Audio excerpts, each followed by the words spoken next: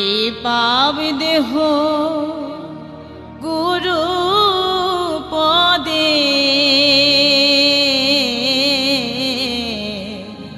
কেন করব দান?